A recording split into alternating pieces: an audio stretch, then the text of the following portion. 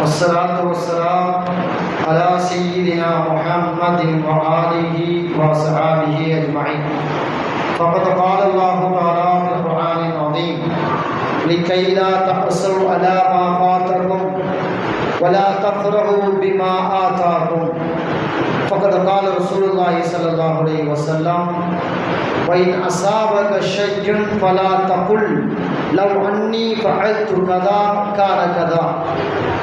அளவற்ற அருளாளனும் நிகரற்ற அன்புடையனுமாகிய அல்லாஹ்வின் திருநாமம் கொண்டு ஆரம்பிக்கிறேன். வான் வையம் புகழ் அனைத்தும் ஏக வல்லவனாகிய வல்லவன் அல்லாஹ் தஆலா ஒருவன் மீது மட்டுமே என்றென்று உரித்தாகட்டுமாம். நபிகள் பெருமானார் ஸல்லல்லாஹு அலைஹி வஸல்லம் அன்னார் மீதும் அன்னார் வழிவந்த நல்லவர்கள் அனைவர்கள் மீதும் குறிப்பாக நம் அனைவர்கள் மீதும் அல்லாஹ்வுடைய அன்பும் அருளும் என்றென்றும் குன்றாமல் குறையாமல் நிலவட்டுமாக. ஆமீன். அஸ்ஸலாமு அலைக்கும் வரஹ்மத்துல்லாஹி வபரகாத்துஹு. அல்ஹம்துலில்லாஹ்.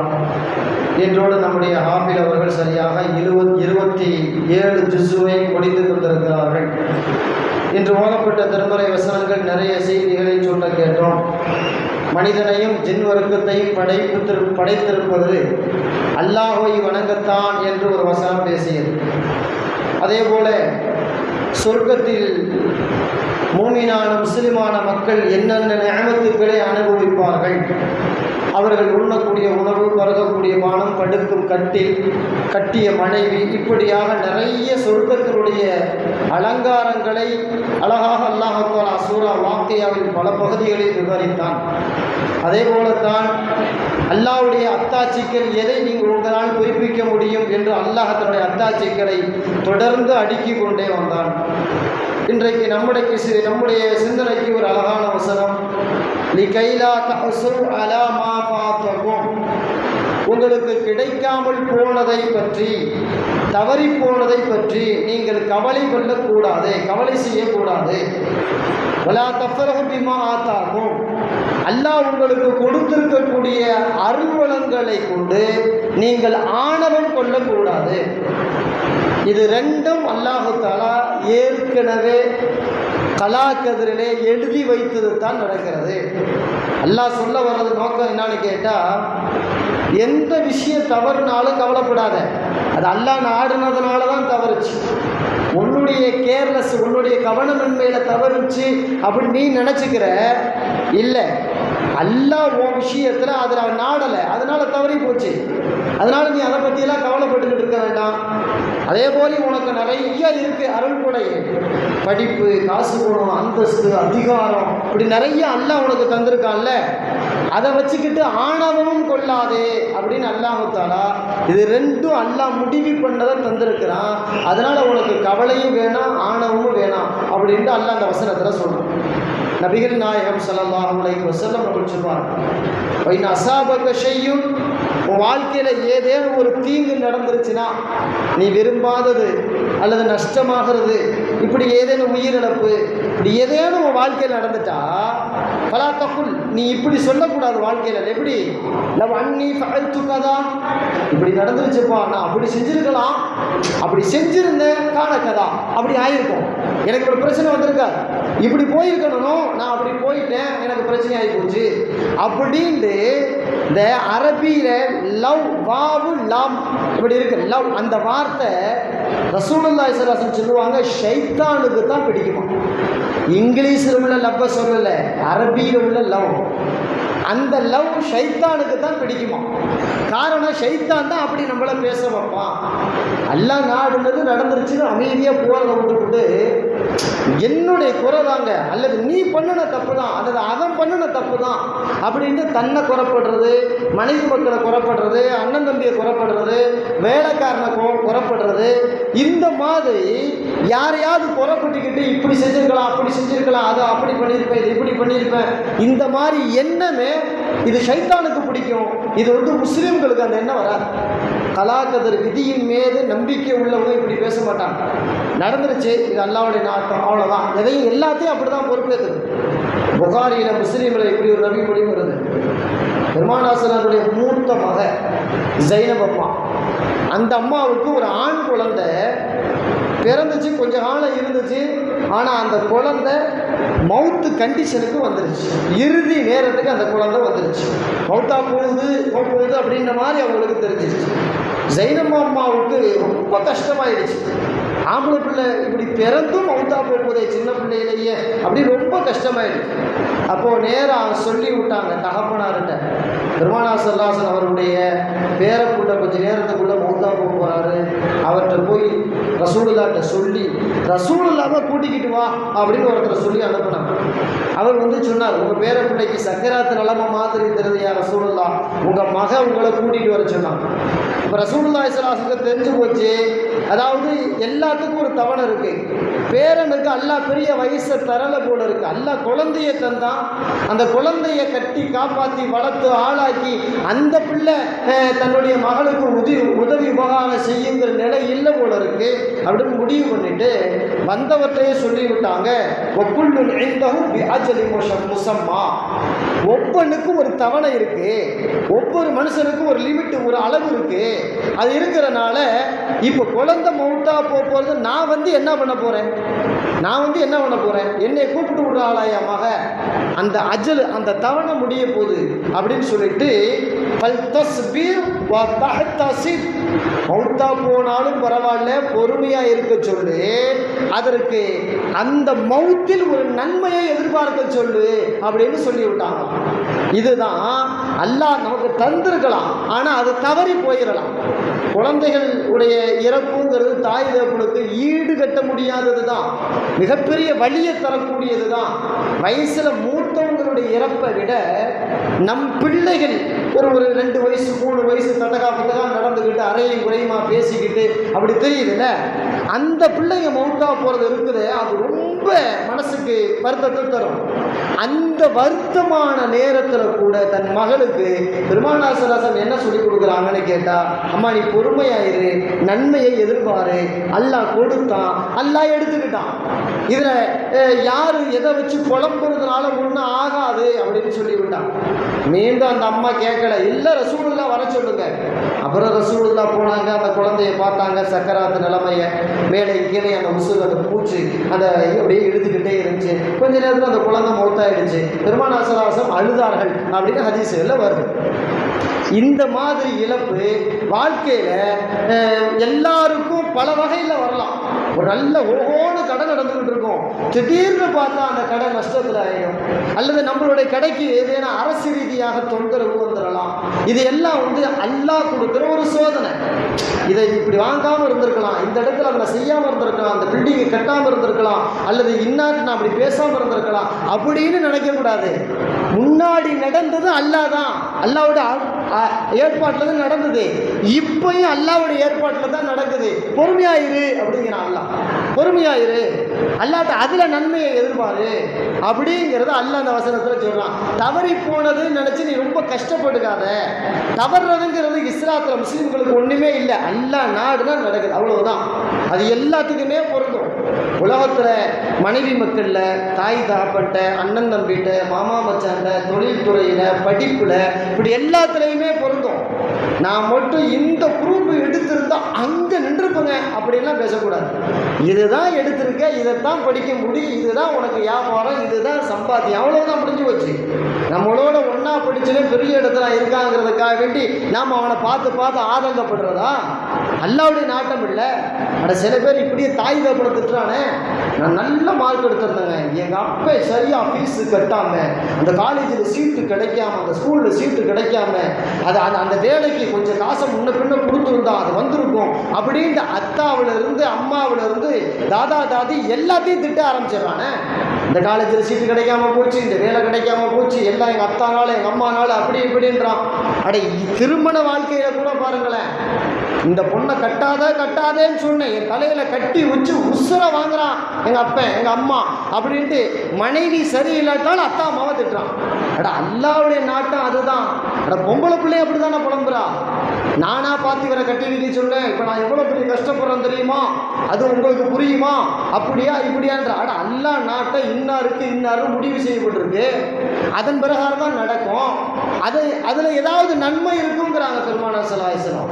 உனக்கு தப்பி போனதுல, உனக்கு கிடைக்காம போனதுல வருத்தப்பட்டுக்கிட்டு இருக்காத, அதுல ஏதாவது நன்மை இருக்கும். அதுல கொஞ்சம் நீ அதாவது ரொம்ப தீர்க்கமா பாரு, அதுல உனக்கு நன்மை இருக்கும் அப்படின்னு அல்லாஹ் அந்த வசனத்துல நம்முடைய இழந்த இழப்புகளை நினைத்து துக்கப்பட்டுக்கிட்டே இருக்கிறத விட அதுக்கு ஆறுதலாக அல்லாஹ்வின் மீது நம்ம பொறுப்பு சாட்டிட்டு நிம்மதியா இருக்கணும். வாழ்க்கையில கஷ்டம் வந்துருச்சுன்னு வைங்க, அது எந்த கஷ்டமா இருந்தாலும் முஸ்லிம்கள் என்ன சொல்ல சொல்லி கொடுக்குறோம், அல்லாஹ் இன்னா லில்லாஹி வ இன்னா இலைஹி ராஜிஊன். நாங்கள் எல்லாம் அல்லாஹ்விற்காகத்தான், நாங்கள் எல்லாம் அல்லாஹ்விடத்தான் மீள போகிறோம் அப்படின்னா எது வந்தாலும் அவன் தான் கொடுக்குறான், எல்லாம் அவனுடைய நாட்டம், நடக்கிறது நடக்கட்டும், ஓடுற வரைக்கும் ஓடட்டும் அப்படிங்கிற மாதிரி போறது அல்லாஹ்வின் மீது நம்பிக்கையை அதிகப்படுத்தி தரும் அப்படின்னு சொல்றான். அடுத்து அல்லாஹ் அடுத்து சொல்றான், வலா தஃப்ரஹு பிமா ஆதாகும். உனக்கு நான் கொடுத்த காசு, பணம், சொத்து, சுகம், அறிவு, ஆற்றல், இதை கொண்டு நீ ஆணவம் கொள்ளாதே அப்படின்ட்டு அல்லாஹ். இது எல்லாம் அல்லாஹ் தந்ததுன்னு முதல்ல நினைச்சுக்க. என் படிப்புல, என் திறமையில நான் சம்பாரிச்சு இந்த வீட்டை வாங்கினேன், இந்த தோட்டத்தை வாங்கினேன், இந்த கடையை வாங்கினேன், அதை வாங்கினேன், இல்லை, இது எதுவுமே இல்லை. அல்லாஹ் நாடுனா அப்படியே படிப்படிப்படியா வந்துச்சு ரிசுக்கு. அதை இதை வாங்குறதுக்கு அப்படி இப்படி நடக்கிறதுக்கு எல்லாம் அல்லாஹ் தோது பண்ணி கொடுத்தான். அந்த படிப்பு திறமையிலலாம் கிடையாது. அல்லாஹ் நாடுன்னா நீ அழகா படிச்சுட்டே பெரிய உத்தியோகத்துக்கு போயிட்டே கை நிறைய சம்பாதிக்கிற, இவ்வளவுதான். இதை வச்சுக்கிட்டு ஆணவமா அகம்பாவமா பேசுறது இது மோசமான குணம். அதாவது அல்லாஹ் கொடுத்த ஆற்றலை, அல்லாஹ் கொடுத்த ஆற்றல்னு ஒப்புக்கொள்றதுக்கு கூட ஒரு பரந்த மனசு வேணும். ஆணவப்படக்கூடாது. இந்த ஆணவம் யாரு தெரியுங்களா பட்டா? அல்லாஹ் குர்ஆன்ல ஒருத்தரை பத்தி இப்படி சொல்றான். அல்லாஹ் குர்ஆன்ல அல்லாஹ் கொடுத்ததையே வச்சுக்கிட்டு இது என்னாலன்னு சொன்ன ஒரு மூதேவி அல்லாஹ் குர்ஆன்ல அறிமுகப்படுத்துறான். அவன் தான் காரூன்.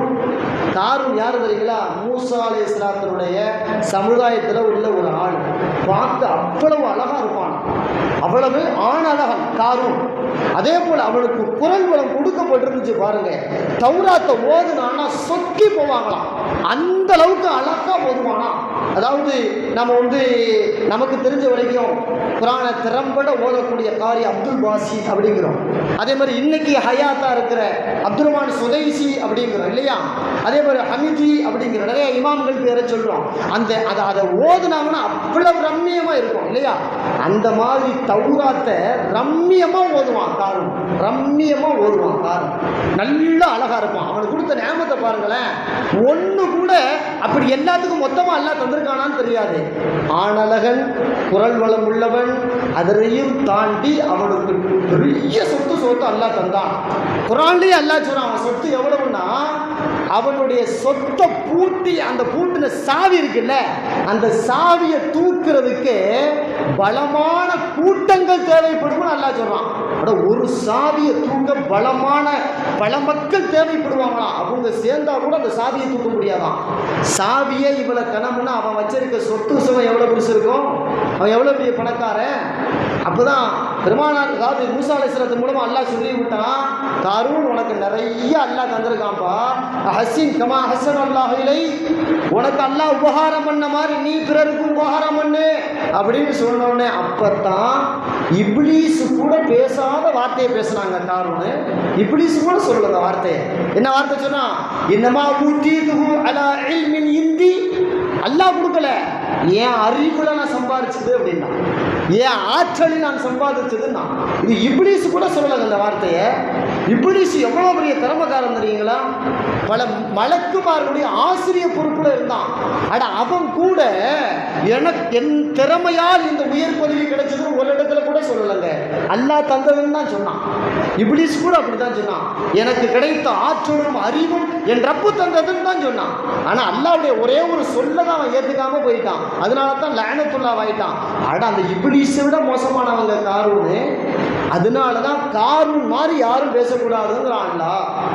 எது கிடைச்சாலும் ரப்பு தந்தது. அல்லாஹ் தந்தது அப்படின்னா நமக்கு கீழே இருக்கவங்களை கேவலமா நினைக்க தோணுமா? தோணாதா இல்லையா? ஏன் திறமைன்னு சொல்லும் போதுதான் கீழே இருக்கவங்கள மட்டமா பார்க்க தோணும். நான் இல்லாட்டி அது ஒண்ணுமே நடக்காதுங்க. என் அறிவை கொண்டு அந்த தொழில்துறை நான் உண்டாக்குனேன். நான் இல்லாட்டி அந்த தொழில்துறையே இல்லை, அந்த தோட்டமே இல்லை, இந்த பள்ளிவாசலே இல்லை, இந்த ஊரே இல்லை. இவ்வளவு சீர்திருத்தமும் ஏன் திறமை, ஏன் மூளை, ஏன் ஆற்றல், ஏன் அறிவு, என்னுடைய பலம், அப்படி இப்படின்னு பேசுறது யாருடைய குணம்? காரூனுடைய குணமும் அல்லாஹ் மோசமானதுங்கிறான். இன்னைக்கு வளர்ந்த பல பேர் இந்த புத்தியில தானே இருக்கிறாங்க, இந்த புத்தியில தான் இருக்கிறாங்க. ஒரு காலத்தில் நான் அப்படித்தாப்பா ஏழவாளியா இருந்தேன், இன்னைக்கு அப்படியா, என் லெவலே வேற தெரியுமா, அந்த அளவுக்கு ஆற்றல், அறிவு, திறமை அப்படின்னு தன்னைத்தானே மெச்சுக்கிறானே. இந்த தன்னைத்தானே மெச்சிக்கவே கூடாதுங்கிறான் அல்லாஹ். உன்னை நீயே பரிசுத்தப்படுத்தி கொள்ளாதேங்கிறான் அல்லாஹ். லா துஸக்கீகும், உங்களை நீங்களே சுத்தமானவர்கள், நல்லவர்கள், நியாயவான்கள், நீதிவான்கள் அப்படின்னு உன்னை நீயே சொல்லிக்காத அப்படிங்கிறான் அல்லாஹ். இதெல்லாம் ஆணவம் அப்படிங்கிறான் அல்லாஹ். அழகும் அதே போலதான். ரொம்ப அழகா இருக்கோங்கிறதுக்காக கொஞ்சம் கருப்பா இருக்கிறாள் எல்லாம் பார்த்துட்டு இது என்ன ஆடு மாடு மாதிரி இருக்குது அப்படின்னு மட்டமாக பேசுறது. அழகு விஷயத்துல, காசு பண விஷயத்துல, படிப்பு விஷயத்துல, அட இன்னைக்கு நம்ம ஆளு தாயை தாப்ப கஷ்டப்பட்டு படிக்க வச்சிருப்பாங்க மகனை. இதே மையம் என்ன தெரியுங்களா பேசுறேன், நம்ம அம்மாவை பார்த்து உங்களுக்கு ஒன்றும் தெரியாது, படிக்காத ஆளு, சும்மா இருங்க, நான் சொல்றதை கேளுங்க, உங்களுக்கு என்ன தெரியும் அப்படின்றானே. அத்தாவை பார்த்து சொல்றான் அந்த வார்த்தை, அம்மாவை பார்த்து சொல்றான் அந்த வார்த்தை. இது ஆணவமா இல்லையா? ஏண்டா அவன் கஷ்டப்பட்டு சம்பாரிச்சு உனக்கு படிப்பை கொடுத்தா அந்த தாய் தப்பட்ட எப்படி பேசுறது? அம்மா இதுக்கு வேற யோசனை இருக்கு அப்படின்னு வேற மாதிரி சொன்னா பரவாயில்ல, மூஞ்சிக்கு நேராவே பேசுறான். உங்களுக்கு படிப்பறிவு இல்லத்தா, உங்களுக்கு ஒன்றும் தெரியாது, சும்மா இருங்க, ஏன் இவ்வளவுலாம் போட்டு கஷ்டப்படுறீங்க, அதெல்லாம் விட்டுருங்க அப்படின்னு அம்மாட்ட, அத்தாட்ட, வயசுக்கு மூத்த ஆளுகள்கிட்ட, இவங்கள்ட்டலாம் ஆணவமா இவன் இருக்க படிப்பு துமுற வச்சு பேசுறானே. இதெல்லாம் எவ்வளவு தப்பான செயல்பாடு அப்படின்னு யோசிக்கிறோமா இல்லையா? இது எல்லாம் காரூனுடைய குணமும் அல்லாஹ் சொல்றான். பிறகு எப்படி சொல்லணுமா? சுலைமான் அலைஹிஸ்ஸலாம் மாதிரி சொல்லணுமா? அல்லாஹ் குர்ஆன்ல சொல்றான்.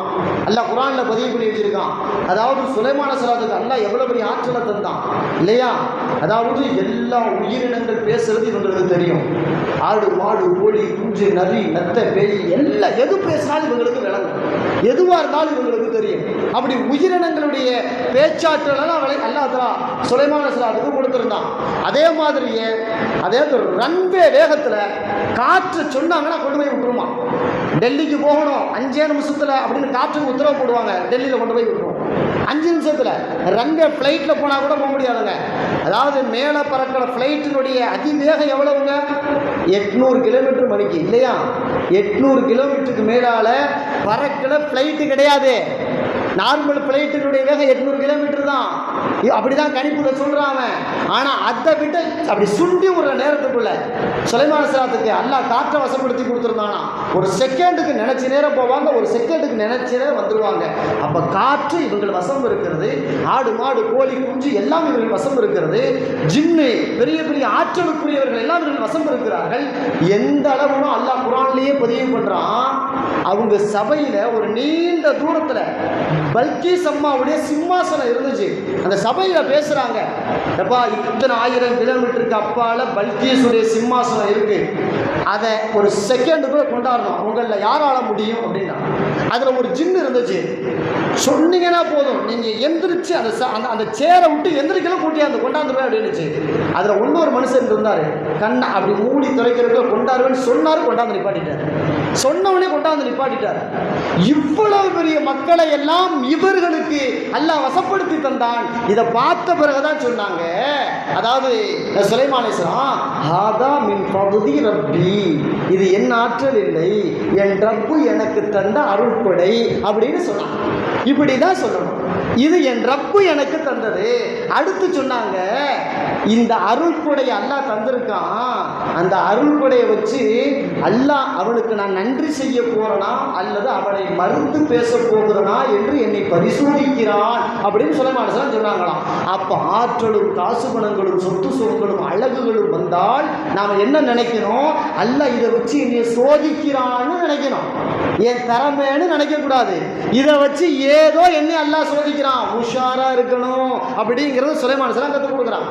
ஒரு ஆற்றல், ஒரு அபாரமானது, ஒரு திறமை இது இருந்துச்சுன்னா பெருமையா நினைக்காத, ஆணவமா நினைக்காத. அல்லாஹ் என்னை எங்கோ எப்படியோ சோதிக்கிறான், அல்லாஹ் இது எல்லாம் நீ தந்தது ரஹ்மானே அப்படின்னு அவனோட சரணாகிற வேண்டிதான். வேற வழியே இல்லை. நீ கொடுத்தது, நீ என்ன செய்யறிய சொல்றியோ நான் செய்யணும், அதன்படி எனக்கு நீ தந்த ஆற்றலை வச்சு அப்படின்னு அல்லாட்ட சஜிதாவில் விழுகிறத தவிர நல்லடியார்களுக்கு வேலை முகாந்திரமே கிடையாது.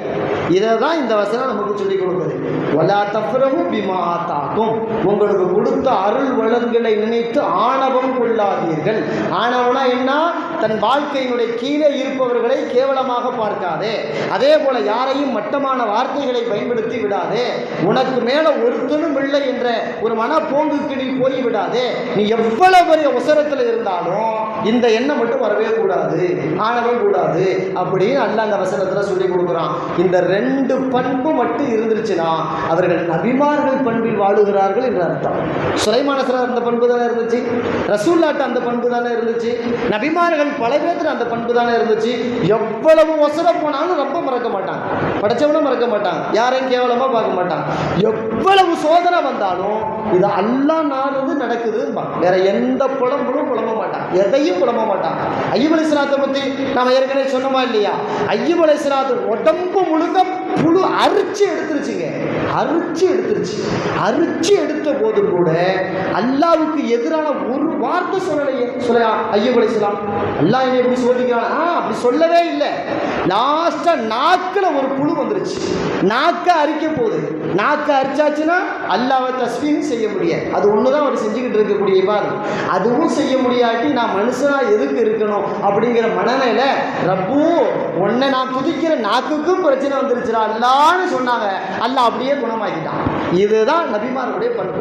அல்லாஹ்வுடைய சோதனையை அல்லாஹ் நமக்கு ஏதேனும் தரணும்னு இருந்து அது தவறுதுன்னு நினைக்கிற பொழுது அல்லாஹ் தான் கொடுக்குறான், அல்லாஹ் தான் எடுக்கிறான். இந்த ரெண்டு பண்பு ஒருத்தர் வந்துட்டா நபிமார்களின் பண்பு வந்துருச்சு. அவர் தான் முழுமையான பரிபூர்ணமான ஈமானுடையவர் என்று பொருள். வல்லவன் அல்லாஹ் தஆலா நபிமார்களின் பண்பிற்குரியவர்களாக இறைவன் நம்மை வாழச் செய்வானாக. வாஹிரு தஅவானா அல்ஹம்துலில்லாஹி ரப்பில் ஆலமீன். அஸ்ஸலாமு அலைக்கும்.